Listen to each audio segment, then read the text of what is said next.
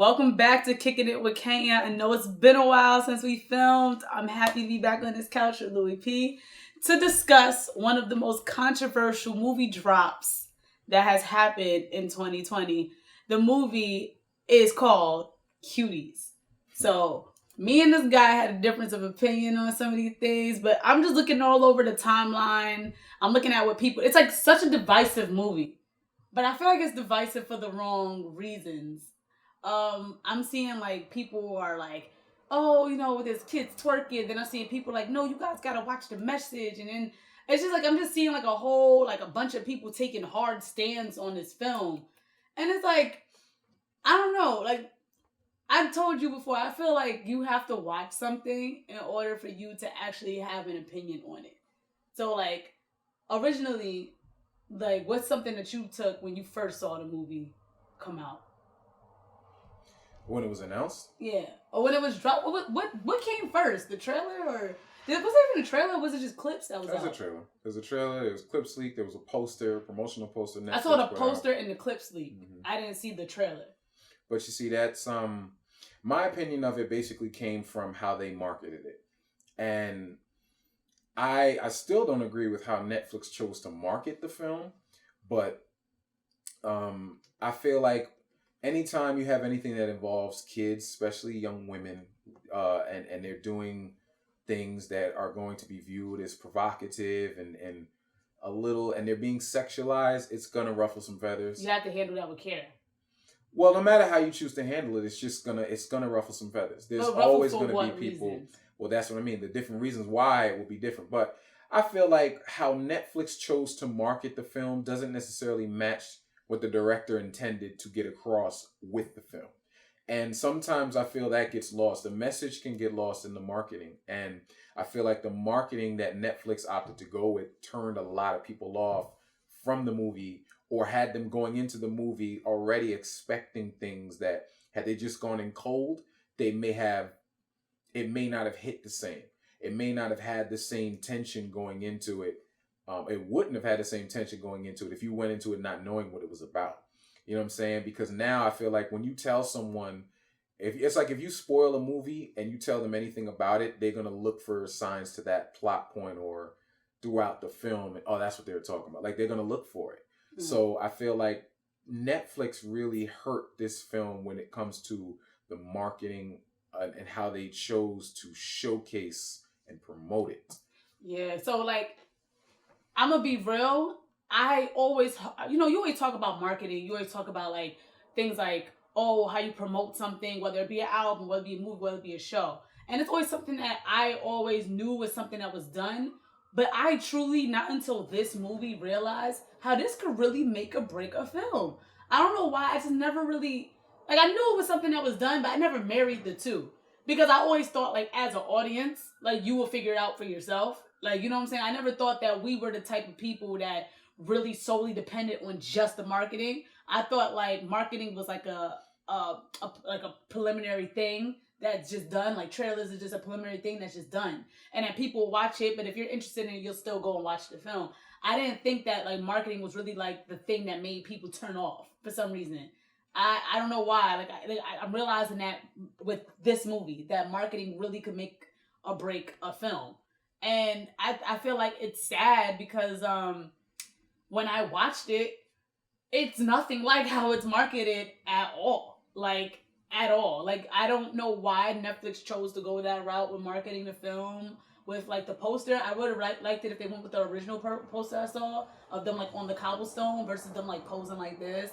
The clips that leak were very, were not even, like, the focal point of the movie at all. Like, it was like maybe like 5 in total. The movie's an hour and 40 minutes.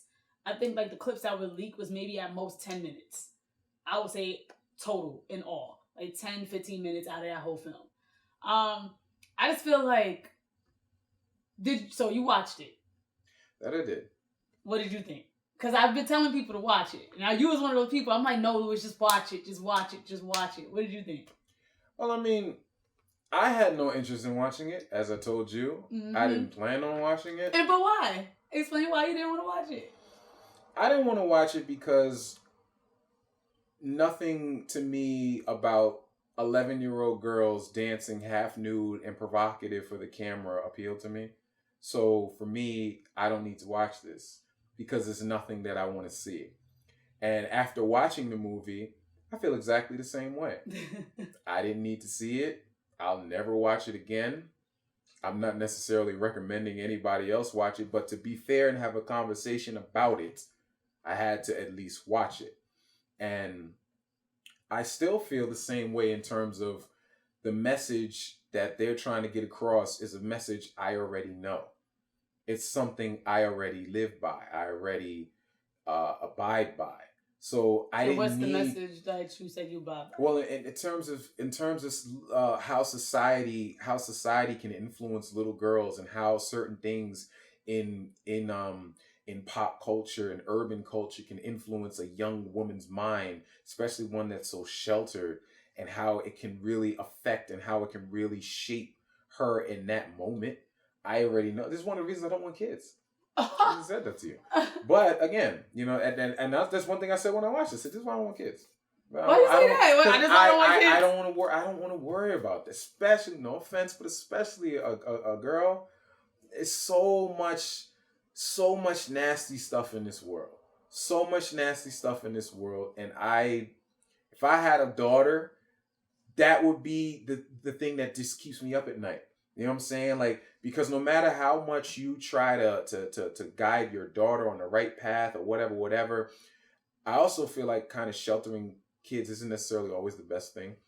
But I feel like they're always gonna get a glimpse of how the world is. At school, with their friends, some way they're gonna come across it. And when they come across it, sometimes they're not equipped to deal with it because it's a culture shock to them. So I feel like in some cases with some women, especially ones that doesn't really have necessarily the highest confidence level, sometimes they can look to other things and look to other people and how people react to that. Like there's the one scene in the film where she's sitting and there's in the hallway and there's like all these girls with big butts that walk by. And she's looking at how the asses are and how guys look at girls with the big asses. I've seen that in real life. I've seen girls. A lot of this movie I have seen in real life. I've seen girls that are influenced by that do the same things, make some of the same decisions. I've seen that in real life.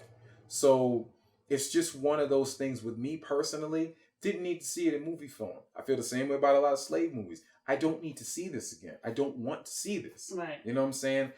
I don't want to disrespect the director of them. I firmly believe you're a director and you write a movie and you direct a movie, whatever, and it's your vision. This is the vision you want to get. I believe you have the right to your art. It's your art.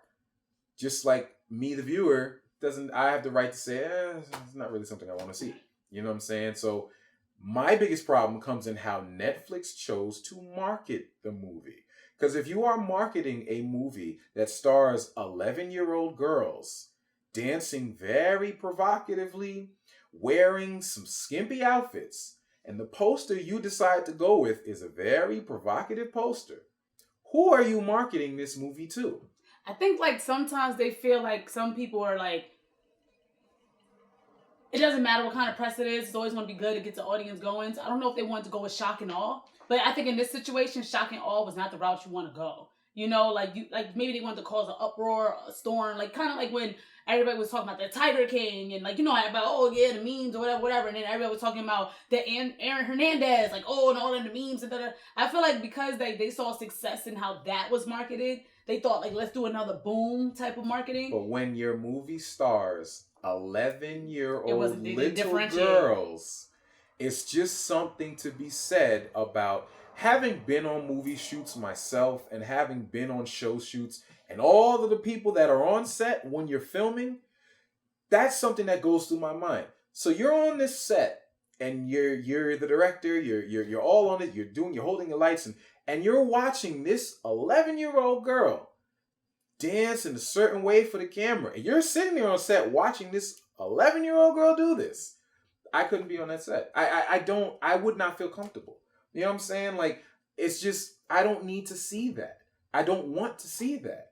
Even when, like, some people have said, like, I know someone spoke about the movie, but you see that in real life. You see that in family events. You see, and I don't like seeing it there either. But see, like, you're somebody who's saying, I don't like seeing it there either. But it's like, you don't know how many times you see it there and nobody says anything. Like, you don't know what that creepy cousin, uncle, whatever male is in the party who's secretly recording your daughter twerking up on the party. And I don't want to make it mostly like a twerking thing, because like going back to what you said, like, it's something that you didn't need to see, like, you didn't need to see it in movie form. I felt like it's very rare we get movies like this. Like, I kind of like compared it to like the Joker. Remember how, like, when the Joker, it was like kind of like the descent into madness for him. We understood why the Joker was the Joker. We understood why he was changing throughout the film. I feel like you don't often, it's not common, especially in Black households, to really take children serious when they're having problems. It's not common to, like, talk to your kids about certain things. Like, even in the movie, I think one of the most powerful scenes, first of all, the plot point that everybody who was reviewing the movie completely missed because you didn't watch it. It's like, the plot point is, obviously they're of Muslim faith and religion, and mom heard that dad is having a second wife. And mom, unbeknownst to her, didn't know that the daughter is underneath the bed, was hiding under the bed, hearing that conversation. And she's hearing her mother portraying a front of strength, but crying in the room. And she's crying under the bed. And she's also, like, not having her voice heard. And also, I feel like she's a girl who don't know how to communicate pain. I think she internalized a lot of her mother's pain. And because she was in this, like, hurt feeling, she looked for an outlet. And her outlet was, these girls, most of the time when you're sheltered, the outlet you find is the outlet you get in school. Like, she found these girls that seem free, that seem fun, that seem go-lucky and things like that. And she just wanted to feel alive. And maybe, like, the dancing is what she, like, saw as her way of breaking free. Because I guess maybe in her mind, she thought her mother was weak. And I think the most powerful scene in that movie is when the dad was on the phone. Mom handed her the phone. She drops it up. And she just went like this. And looked at her mother. Her mom said, hey. And that was it. But I just feel like we're seeing this girl who was once a sheltered girl, like, breaking down before our eyes. And it's not often that you see that type of level of pain in girls, or it's not often that parents recognize that kids could feel this way. Just because you think I think this is the best movie to depict how a parent could unintentionally drop the ball. It's not like we see things like Precious, where the home is horrible, and then we understand why Precious is Precious. And we see things like teen bop films of, like, oh, this person's talking about me. But we don't see, like, the medium homes. The regular, ain't nobody abused here. But sometimes kids could just hear the argument. Sometimes kids could just internalize the pain. Sometimes without you even knowing, like, even the little Spanish girl in the movie, she said her mom and dad owned the shop, and that all they did was work all the time. I'm sure in their mind, they're providing the best life for their daughter. But as far as that 11-year-old girl's concerned, I don't have nobody watching me. So I'm going to do what I'm going to do because ain't nobody watching me. Like, so I just feel like that movie is something that, like you saying, you didn't need to see it. I feel like, especially as a woman like me now, if anything, me watching that movie made me realize how much of my innocence wasn't preserved when I was younger. Because I saw myself in that girl. Now, was I as wild? Yeah. Like, I'm not going to front. Yes, I had friends who, like, even as young as 3rd grade, I had friends who were doing a lot of stuff. And, like, my mom was a great mother. She always provided for me. I had a lot more than a lot of my friends. But I also know, like, my mom worked a lot. Like, she worked a lot. And I had 2 older brothers who took up a lot of time because they were doing behaviors that were, like, bigger than what my little self was doing. So, like, they took up a lot of time, which left me free to do a lot. Like, I got, like, and then, like, people saying things like, oh, well, I feel like this is a good conversation to even have, like, when people are always debating when you should start having the sex conversations. I feel like those should be started young because you don't know what your kids are exposed to. I'm not saying you got to talk about penis and vagina, but you could talk about what are you feeling? Because she started feeling things. Like, even that period scene, that was really deep. I liked how the director did that. Like, when she just touched the dress that, like, and how she just kept referring to the dress because it was, like, the countdown to the wedding of, like, this big thing was the father's wedding. and then how the dress bled out, but it was a metaphor for her having her period. I just feel like those are like conversations that parents don't think they need to have with an 11-year-old or a 10-year-old or even a 9-year-old. But if we're being frank, I remember when I was young, and I guess I'm being super honest, I remember I saw like my first like wee in the 4th grade because a little boy decided to do this in the park and then ran off. Like, so then naturally you're like, well, what was that? You know, so it's like your kids could unintentionally have their innocence, like. But you see, and this is where I say, like, the scenes where you have these clips that leak, the scenes where you have those clips within the context of the film and within the context of their relationship and her trying to impress these girls and all of that, I don't necessarily have a problem with that because, again, I've seen that. That happens in real life. The whole condom part where, what's this? Well, I've seen little kids touch items that they don't know what it is. I've seen that. I made water balloons out of my brother's condoms because I didn't know they were condoms. Like, I didn't know that. I made water balloons, but go ahead. But that's what I mean. So I don't necessarily have a problem with that. And again, the message the director was trying to get across, when I watched her interviews and I heard her talk about what she was trying to convey through this, after watching the movie, I feel bad for, again, how they chose to market it. Because that is the biggest reason why this movie is catching what it is catching. Normally, like you say, you didn't really see the difference in marketing. You see that in a positive way sometimes. You brought up Joker. How Joker's about his descent into this and da-da-da-da. They marketed it as a Joker movie. So they knew they were going to get comic fans, Batman fans, in the theater that aren't expecting to see the Joker film they saw. They're looking at the Joker like, oh, why so serious? That's what they think. So that's what they're going into seeing that. You only really get that for the last 10 minutes. You know what I'm saying? Spoiler if you haven't seen it. Please. But that's the same thing with Cuties. All of these powerful scenes you're talking about, I did not see in the marketing. I feel like they should have marketed it as like a descent, like a psycho movie. And that wouldn't have garnered the talk that they got, the attention they got, the tweets, the clicks, the no marketing is bad marketing mentality, which I don't necessarily agree with that. Because while you'll have more people talking about it than probably, and you will have those people that be like, well, let me see if it's even that bad, and it piques the curiosity, you can also have people that are turned off by you supporting this. You know what I'm saying? Like, and again, it's not the product itself, it's how you chose to present the product.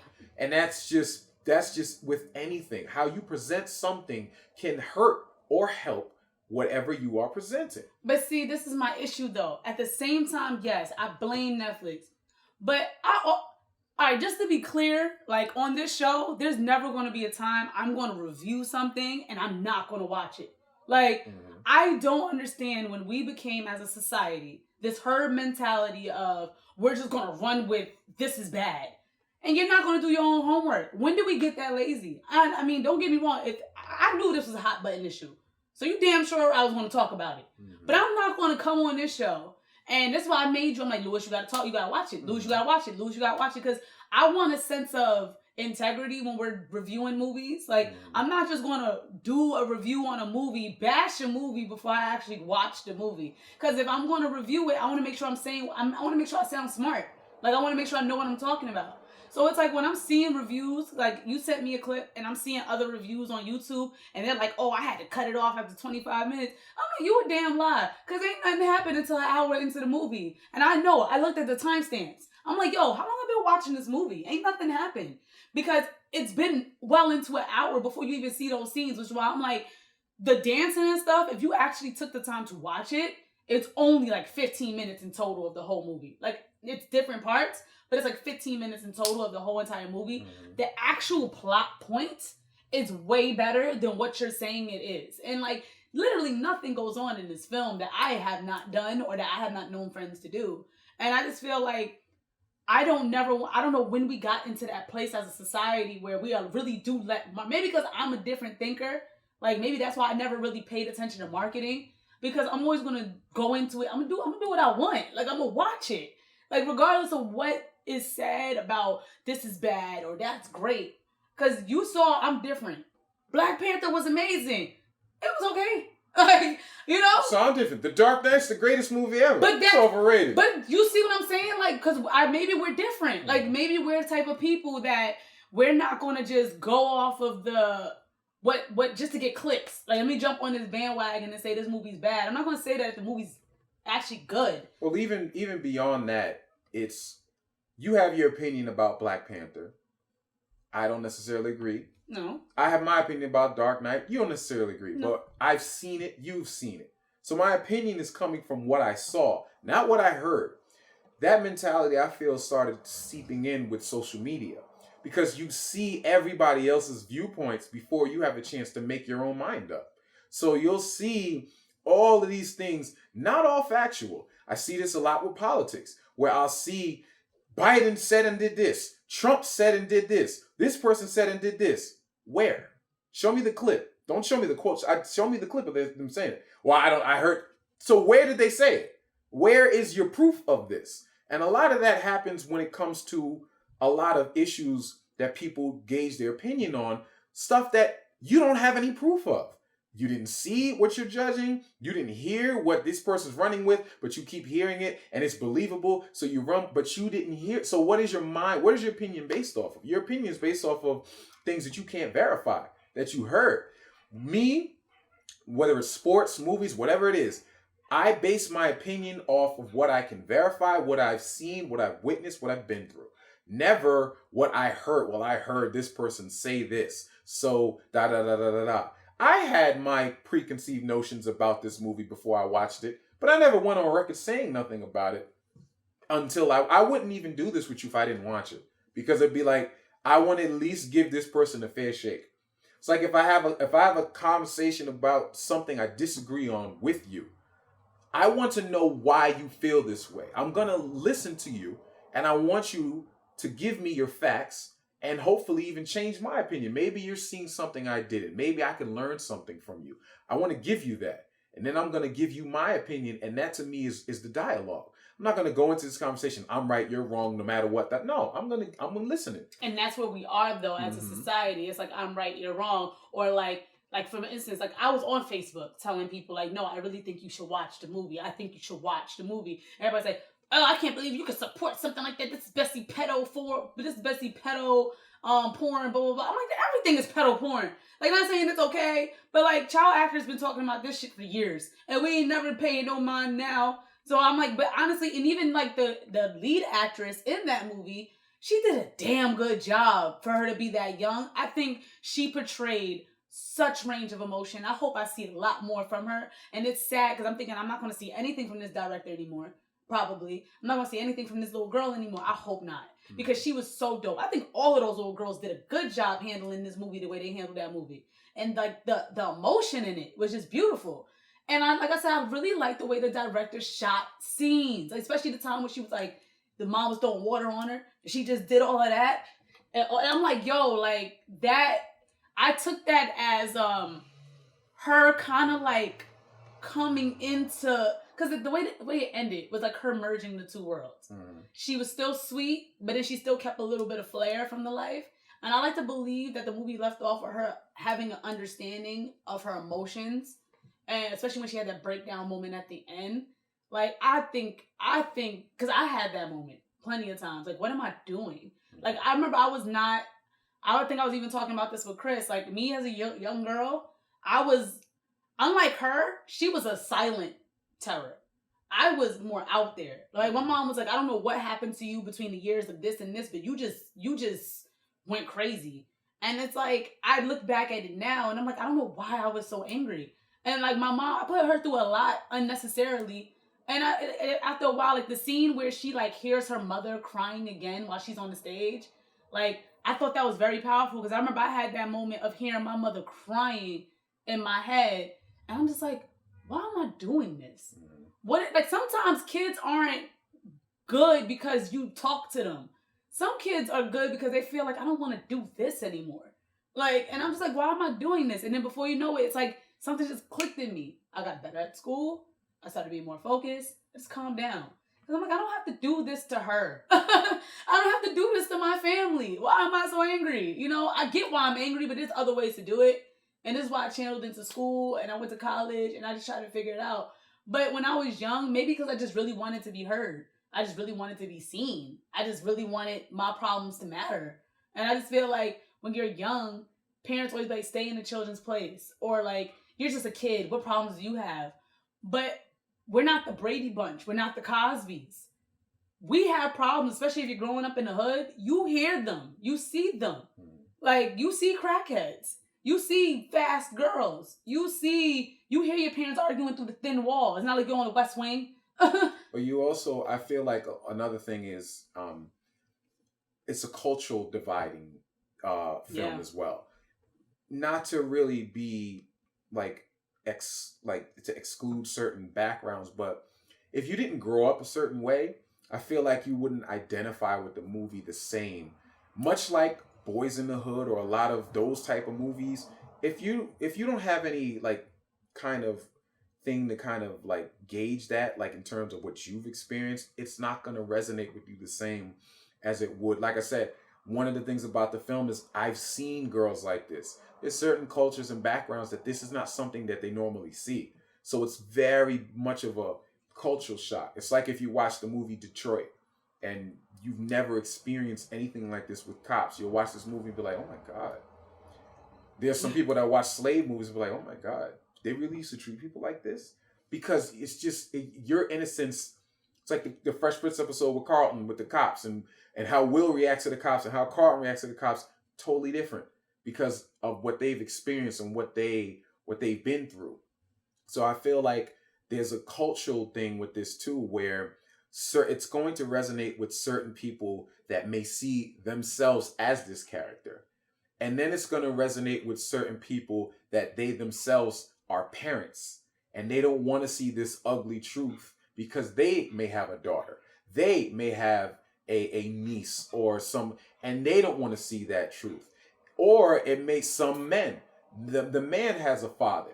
They would never let their daughter do that. They would never want their daughter, but that's how they think. You can't control that. And then sometimes it holds that ugly mirror up because you don't want your daughter to have to deal with these things. It's the same as to say with certain guys where it's just like, I'll kill a dude if he doesn't treat my daughter right. But then you have to look at how you treated women when you were that age. Right. That's why a lot of times why you feel that way, because you know how you used to be. So you have to look at yourself. How would you feel if your daughter's boyfriend treated her the same way you treat women? And that's why the scene I like in the movie towards the end, when the older lady, the auntie, when she was like, "What's wrong with you?" Da-da-da, to the girl, and the mom said, "Leave her alone." That's the first time the mom raised her voice to an elder in defense of her daughter. Other than that, like, her daughter was like basically supposed to follow the path of her mother. But in that moment, she just said, "Leave her alone. Like, go." And then she looked at her daughter. She put her little hat on and she said, "You know what? You ain't got to go to the wedding." And then she just left. I think in that moment it was simple, but I think it was the mother acknowledging finally what the root cause is with her daughter and her being reflective as a parent. I'm sure the movie left off with like, we're going to talk about this later, but right now you ain't got to go. I understand you can stay home. You're not with this wedding stuff. And I don't care what anybody in my culture thinks. My daughter don't got to be there because I don't even really want to be there. Like, because the mother didn't even really like it. She was fronting. But I just think in that moment, like, this is why I say, like, I think I told you and I told one of my best friends, I said, yo, I'm not going to lie. I always keep a bank of movies I want to watch with my kids just to generate conversation. And I think Cuties is going to be a rotation, especially if I have a daughter. I think I'm going to make us watch this movie. And I just want her to tell me, like, am I doing a good job? Sometimes parents got to ask their kids that. Like, I think parents don't never think they got to step back. Is there anything I'm messing up on? Like, what am I missing? Like, as you can see in this movie, the mom missed a lot of this daughter. So it's like I just want to have a conversation with my daughter. Like, am I good? Am I doing good?